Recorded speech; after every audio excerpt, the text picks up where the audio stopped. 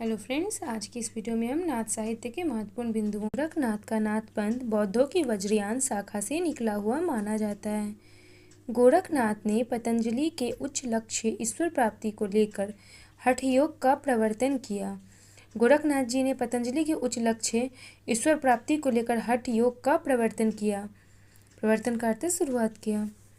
सिद्धों की वाम मार्गी भोग प्रधान योग साधना की प्रतिक्रिया के रूप में आदि काल में नाथ पंथियों की हठ योग साधना आरंभ हुई।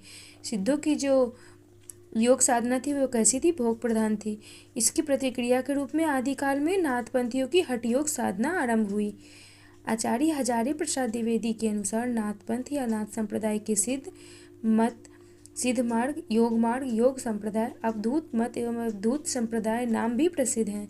हठ योगियों के सिद्ध सिद्धांत पद्धति ग्रंथ के अनुसार ह का अर्थ सूर्य तथा ठ का अर्थ है चंद्र। इन दोनों के योग को ही हठ योग कहते हैं। हिंदी साहित्य में 60 चक्रों वाला योग मार्ग गोरखनाथ ने चलाया। गोरखनाथ को नाथ साहित्य का आरंभकर्ता माना जाता है। गोरखनाथ के गुरु का नाम मत्स्येंद्र नाथ था। मत्स्येंद्र नाथ को मीनानाथ और मच्छंदर नाथ भी कहा गया है।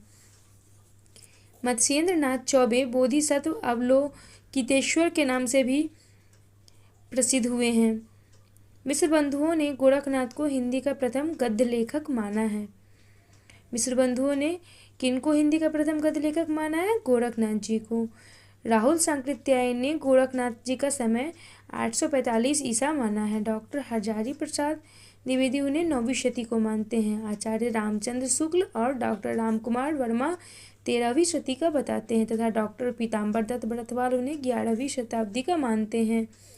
अलग अलग विद्वानों में गोरखनाथ जी के समय को लेकर के मतभेद हैं।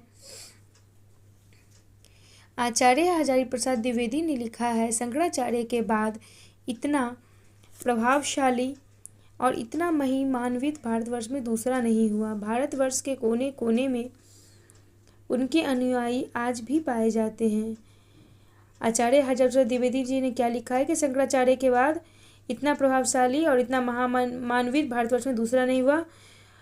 शंकराचार्य जी के भक्त भारतवर्ष के कोने कोने में आज भी पाए जाते हैं। उनके अनुयायी भक्ति आंदोलन के पूर्व सबसे शक्तिशाली धार्मिक आंदोलन गोरखनाथ का भक्ति मार्ग ही था। गोरखनाथ अपने युग के सबसे बड़े नेता थे। डॉक्टर पीताम्बर दत्त बड़थवाल ने गोरखनाथ के 14 ग्रंथों को प्रमाणित मानकर उनका संपादन गोरखवाणी नाम से किया।